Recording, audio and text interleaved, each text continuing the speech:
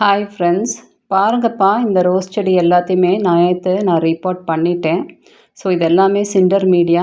நம்ம இது வந்து கேஎஸ்சியில் வாங்கின பிளான்ஸு, புஷ்பாஞ்சலியில் வாங்கின பிளான்ஸு, பிளான்ட் ரோஸு எல்லாத்துலேயுமே எது நல்லா வளர்ந்துருக்கோ அந்த செடியெல்லாம் சிண்டர் மீடியாவில் ரிப்போர்ட் பண்ணிட்டேன். ஸோ மைக்கோரைஸா கொடுத்துருக்கேன். ஸோ இது 5 டேஸ் ப்ராசஸ் மைக்கோரைஸா, அப்புறம் ட்ரைகோடர்மா விரிடி கொடுப்பேன். 10 டேஸ்க்கு அப்புறம் இந்த செடியை மாடிக்கு கொண்டு போயிடுவேன். ஸோ இங்கே கொஞ்சம் நிழல் பாங்கான இடத்துல இருக்கட்டும்னு இந்த செடியெல்லாம் கீழே கொண்டு வந்துட்டேன். ஸோ 2 நாளைக்கு முன்னாடி கொக்கோபிட் மீடியாவில் ஒரு 4 செடியை ரிப்போர்ட் பண்ணேன். அந்த செடியை என்னங்கிறத பார்ப்போம். ஸோ பாருங்கள், இது 4 இன்ச்சு பிளான்ட்டு. இது வந்து நம்ம ஆகஸ்ட் 29 நினைக்கிறேன். அது DA 29 கான்ஸ்டண்ட்டாக DA இது பிளான்ட்டை நம்ம பாட் பண்ணி காமிச்சிருக்கேன். அந்த வீடியோவை டிஸ்கிரிப்ஷனில் போட்டுறேன். பார்க்காதவங்க அதை பாருங்கள் எப்படி ரிப்போர்ட் பண்ணேன் அப்படின்னு. ஸோ இன்றைக்கி 8 இன்ச் பாட்டில் நம்ம ரிப்போர்ட் பண்ண போகிறோம். ஸோ கொக்கோபீட்டும் பெர்லைட்டும் மிக்ஸ் பண்ணியிருக்கேன். ஸோ 80-20 ரேஷியோவில் மிக்ஸ் பண்ணலாம்.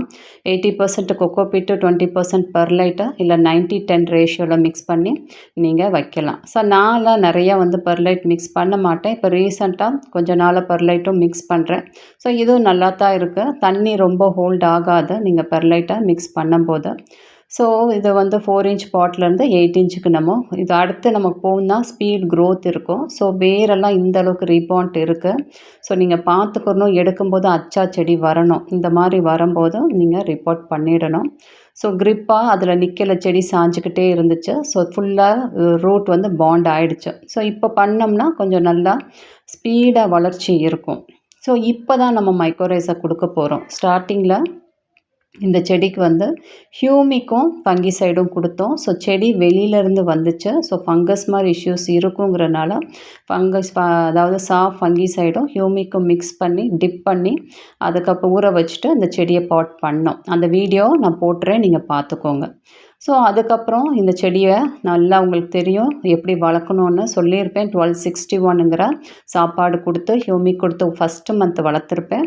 செகண்ட், தேர்ட் மந்த் 13-40-13ஓட ஹியூமிக்கும் அதே மாதிரி சீவீடோட இந்த சாப்பாடு கொடுத்து இந்த செடியை வளர்த்துருக்கோம். ஸோ இந்த செடிக்கு எந்த பிஜிஆர் கொடுத்துருக்க மாட்டோம், எந்த வினிகர் கொடுத்துருக்க மாட்டோம்.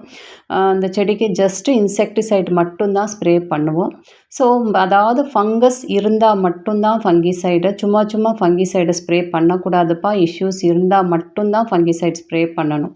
ஸோ இப்போ நம்ம வந்து ஆர்கானிக் ஃபங்கிசைட் வந்து ட்ரைகோடர்மா விரிடி வந்து இந்த செடிக்கு கொடுக்க போகிறோம். ஸோ இது என்ன ப்ராசஸ் அப்படின்னா, ஸோ நீங்கள் பாட் பண்ண அன்னைக்கு இன்றைக்கி மைக்கோரைஸா இந்த செடிக்கு கொடுத்துருவோம். ஸோ 5 டேஸில் மைக்கோரைஸா நிறைய வளர்ந்துடும். அது வந்து பெனிஃபிஷியல் ஃபங்கஸ். ஸோ 6வது நாள் வந்து ட்ரைகோடர்மா விரிடி வந்து இந்த செடிக்கு கொடுத்த உடனே அதுவும் இதுவும் ஒத்துப்போகும், ஆர்கானிக் ரெண்டுமே. ஸோ இது மல்டிபிள் ஆகி செடி ஃபுல்லாகவே இது ரெண்டுமே தான் இருக்கும். ஸோ நம்ம வந்து ஃபங்கிசைடு மாதிரி எந்த இஷ்யூஸும் செடிக்கு வராது இனிமேல். ஒருவேளை உங்களுக்கு ரொம்ப மழை பெஞ்ச இஷ்யூஸ் வந்துச்சுன்னா மட்டும் நம்ம வேருக்கு கிடையாது, செடி மேலே மட்டும் ஒரு ஃபங்கிசைடை ஸ்ப்ரே பண்ணுவோம். சும்மா ஃபங்கிசைட்ஸ் எதுவும் நம்ம ஸ்ப்ரே பண்ணக்கூடாது. ஸோ இது இப்படி தான் பாட் பண்ணணும். பாட் பண்ணும்போது நல்லா வந்து அந்த ஏர் பாக்கெட்ஸ் காற்று உள்ளே இல்லாத அளவுக்கு குத்தி விட்டு நம்ம டைட்டாக கொஞ்சம் பாட் பண்ணணும். இல்லைனா கேப் உள்ளே இருந்துச்சு அப்படின்னா அதில் ஃபங்கஸ் மாதிரி இஷ்யூஸ் வந்துடும். ஸோ பாட்டிங் பண்ணும்போது இந்த மாதிரி நல்லா குத்தி விட்டு பாட் பண்ணணும். ஸோ இது ஒரு DA கான்ஸ்டண்ட்டாக, இதெல்லாம் கொடி வகை சார்ந்தது. ஸோ இதை வந்து கொடியாகவும் வளர்க்கலாம். சரி, நீங்கள் கொஞ்சம் அப்படியே வெட்டி விட்டு அப்படியும் வளர்க்கலாம். ஸோ இது வந்து ஒரு நார்மலாக HD ரோஸு ரிங்கி அப்படிங்கிற ஒரு பிளான்ட்டு புஷ்பாஞ்சலி பிரணபீரில் வாங்கினது. ஸோ இந்த செடியை எப்படி பாட் பண்ணலாங்கிறத காட்டிடுறேன். ஸோ பாட்டிங் எல்லாமே ஈவினிங் தான் பண்ணணும். ஸோ இப்போ கிளைமேட்டும் நல்லா இருக்குது. ஈவினிங் பண்ணிவிட்டு நீங்கள் நைட்டெல்லாம் இது வந்து இந்த மைக்கோரைஸா கொடுக்கும்போது செடி ஃபுல்லாக பரவிடும் உங்களுக்கு. ஸோ இதுதான் இதோட ப்ரொசீஜர். இப்படி தான் நம்ம பாட் பண்ணோம். ஈவன் சிண்டர் மீடியா கூட அதே ப்ராசஸ் தான். இதே மாதிரி தான் சிண்டர் மீடியாவும் நம்ம எடுத்து பாட் பண்ண போகிறோம். ஸோ அது மீடியா தான் வேறு சிண்டர். ஈவன் சாயில் மீடியா கூட, சாயிலில் நீங்கள் வளர்க்குறவங்க, ஆன்லைன் ரோஸ் வளர்க்குறவங்களுக்கு இதே மெத்தட் தான். எந்த சேஞ்சஸும் கிடையாது. பாருங்கள், இதுவும் வந்து ரூட் ஃபுல்லாகவே பாண்ட் ஆகிடுச்சு. நம்ம இனிமேல் இதை வந்து வச்சாதான் அடுத்த லெவலுக்கு இது போகும், இல்லைன்னா அப்படியே தான் இருக்கும். ஸோ இதுதான்ப்பா, இப்படி தான் நம்ம பாட் பண்ணணும். ஸோ நெறைய பேர் இந்த மாதிரி நீங்கள் 4 இன்ச்சா 6 இன்ச்சில் வளர்த்துக்கிட்டு இருப்பீங்க. நீங்கள் செக் பண்ணுங்கள், 3 மந்த்ஸுக்கு அப்புறம் ஆட்டோமேட்டிக்காக உங்கள் செடியெல்லாம் நல்ல ஒரு வளர்ச்சி இருந்தால் இந்த மாதிரி ஒரு பாண்ட் ஆகிடும். ஸோ நீங்கள் நீட்டாக அந்த செடியை எடுத்து அதுக்கப்புறம் க்ரோத் இருக்காது, அப்படியே நின்றும் உங்களுக்கு செடி. ஸோ அதுக்கு வேர் போகிறதுக்கு இடம் இருக்காது. கண்டிப்பாக நீங்கள் ரீபாட் பண்ணணும். ஸோ இதை பாட் பண்ணிவிட்டு இந்த 10 டேஸ் ப்ராசஸ் முடிஞ்சதுக்கப்புறம் ஸ்டார்டிங்கில் ஹியூமிக்கும் நம்ம 13-40-13ங்கிற சாப்பாடு இந்த செடிக்கு கொடுக்கணும். கொடுத்துட்டு அதுக்கப்புறம் வினிகர் உடனே கொடுக்கக்கூடாது. வினிகர் ஒரு 1 மந்த் கழிச்சு தான் கொடுக்கணும். ஏன்னா நியூ கொக்கோபிட் தான் நம்ம போட்டிருக்கோம். ஸோ அது எந்த அளவுக்கு அந்த ஆல்கலைனாக மாறி இருக்காது. 1 மந்த் ஆகும். நம்ம நிறைய ஃபெர்டிலைசர்ஸ் எல்லாம் கொடுத்ததுக்கப்புறம் தான் அந்த ஆல்கலைனாக மாறும். 1 மந்த்துக்கு அப்புறம் நம்ம வினிகர் கொடுத்துக்கிடலாம். அவசரப்பட்டு முதல்ல வினிகர் எல்லாம் கொடுக்க தேவை இருக்காது. ஸோ ஸ்டார்டிங்கில் 13-40-13ங்கிற என்பிகே ஹியூமிக் நம்ம இந்த செடிக்கு கொடுப்போம்.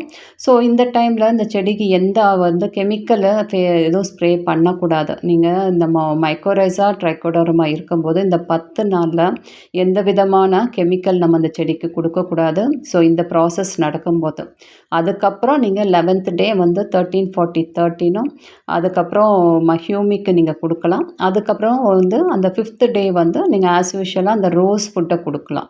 ஸோ இதுதான் இதோட ப்ராசஸ்ஸு. நிறைய பேர் இப்போ ரீபாட் பண்ணுறவங்களாம் இதை பார்த்துட்டு அழகாக நீங்கள் ரீபாட் பண்ணிடலாம்.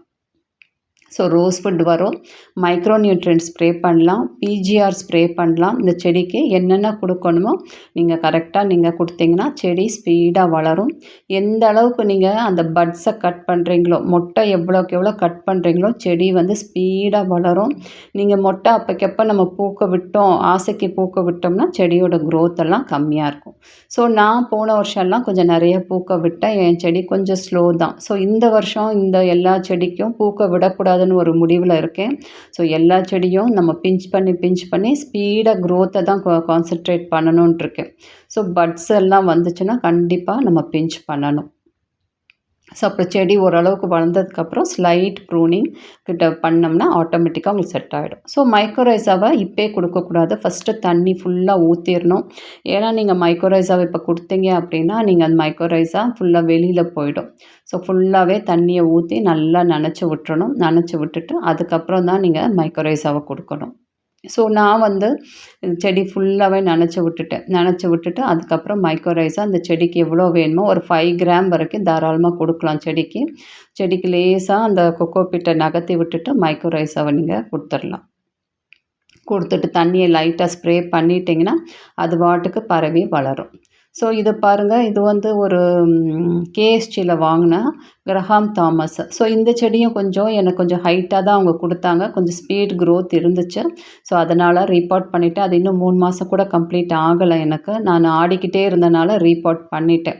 ஸோ க்ரிப்பாக நிற்க முடியாதனால பண்ணிட்டேன். இதெல்லாம் நம்ம புஷ்பாஞ்சலியில் வாங்கினது. ஆகஸ்ட் 29 நம்ம வாங்கினோம். ஸோ க்ரோத் இதுவும் நல்லா தான் இருக்குது. இதையும் ரீபாட் பண்ணிட்டேன். ஸோ நான் பாருங்கள், இப்போ நான் மைக்ரோரைஸா கொடுக்குறேன். ஸோ நான் அன்றைக்கே கொடுக்கல, மறுநாள் தான் கொடுத்தேன். காரணம் மொத்தமாக நான் ஒரு செடியை தான் ரீபாட் பண்ணேன். மறுநாள் 3 செடியை ரீபாட் பண்ணேன். ஸோ மறுநாள் எல்லாமே 4க்கு சேர்த்து அட் அ டைமில் மைக்ரோரைஸா கொடுத்துட்டேன். ஸோ இந்த மாதிரி கொக்கோபிட்டை லேசாக நகர்த்தி விட்டுட்டு சுற்றி நீங்கள் அந்த மைக்ரோரைஸாவை கொடுத்துடணும். ஸோ நிறைய பேர் மைக்ரோரைஸா பவுடர் ஃபார்மில் இருக்குங்கிறீங்க. சில பேர் லிக்விட் ஃபார்மில் இருக்குது, சில பேருக்கு கிரானியூல்ஸ் இருக்குது. ஸோ மைக்ரோரைஸா எந்த ஃபார்மில் இருந்தாலும் பரவாயில்ல. லிக்விடாக இருந்தால் தண்ணியில் நீங்கள் மிக்ஸ் பண்ணி ஊற்றி விட்டுறலாம். அதிலே போட்டிருப்பாங்க எவ்வளோ நீங்கள் மிக்ஸ் பண்ணணும் அப்படின்னு. ஸோ நான் வச்சுருக்குது டாட்டா ரேலி கோல்டு. ஸோ அதில் நான் ஒரு 5 கிராம் எடுத்து அந்த செடிக்கு சுற்றி போட்டு அந்த கொக்கோபிட்டை க்ளோஸ் பண்ணிட்டேன். ஸோ லேசாக தண்ணியை ஸ்ப்ரிங்கிள் பண்ணிடணும். ஸோ இந்த செடியை கொஞ்சம் நிழலில் வைக்கணும். ஒரு 5 டேஸாக நைட்டெல்லாம் வெயிலில் வைக்கலாம். காலையில் ஒரு 9 மணி வரைக்கும் கூட வைக்கலாம். அதுக்கப்புறம் உச்சி வெயிலில் வைக்கக்கூடாது, மைக்ரோரைஸா போயிடும் உங்களுக்கு. ஸோ கொஞ்சம் நிழல் பாங்கான இடத்துல இதை வச்சுட்டு இந்த ப்ராசஸ் முடிகிற வரைக்கும், அப்புறம் கம்ப்ளீட்டாக நீங்கள் ஃபுல் வெயிலில் வச்சிடலாம். ஸோ பாருங்கள், இந்த மாதிரி கொக்கோ பிட்டை லேசாக நகர்த்துறேன். நகர்த்திட்டு உள்ளே நான் போடுறேன்.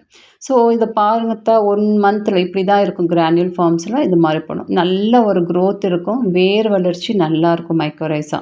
ஸோ இந்த மைக்கோரைஸால ஹியூமிக்கும் கலந்துருப்பாங்க. ஸோ அதனால் நமக்கு ஹியூமிக்கோ எதுவுமே நம்ம கொடுக்க தேவையில்லை. ஸோ ஆரம்பத்தில் நம்ம கெமிக்கல் ஃபங்கிசைட் கொடுப்போம். அதாவது சாஃபும் ஹியூமிக்கும் கொடுப்போம். ஸோ இது ஆர்கானிக் உங்களுக்கு ரெண்டுமே வந்து இதில் ஹியூமிக்கும் ஒரு ஃபங்கிசைட் ரெண்டுமே கலந்துருக்கு. So organic. அதனால நீங்கள் வேறு எதுவுமே கொடுக்க தேவையில்லை. இந்த 10 நாளே இந்த சாப்பாடே இதுக்கு போதுமான அளவு. இது வந்து ரூட் க்ரோத்துக்கு ரூட் ட்ரீட்மெண்ட்டுன்னு சொல்லுவோம். வேர் வளர்ச்சி நல்லா வளரும்.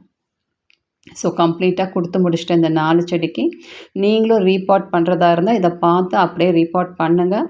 ஸோ இதை எப்படி பாட் பண்ணோம், ஆன்லைன் ரோசஸ் எப்படி பாட் பண்ணோங்கிற ஒரு வீடியோ இருக்குது. அதையும் நான் இன்றைக்கி டிஸ்கிரிப்ஷனில் போட்டுறேன். இதே இந்த செடி எல்லாமே அதை எப்படிங்கிறத பார்த்துக்கோங்க. பாருங்கள், எல்லாத்தையுமே நான் க்ளோஸ் பண்ணிவிட்டேன். ஸோ இந்த செடியை பாட் பண்ணும்போதெல்லாம் நம்ம பிகினர்ஸ்க்காக அந்த மண்ணை கழுவாமல் தான் பாட் பண்ணோம். அதையும் நான் சொல்லிடுறேன். நிறைய பேர் மண்ணை கழுவும்போது இஷ்யூஸ் வருதுன்னு சொன்னீங்க. ஸோ மண்ணை கழுவாமல் அப்படியே தான் நாங்கள் சில செடியை பாட் பண்ணியிருக்கோம்.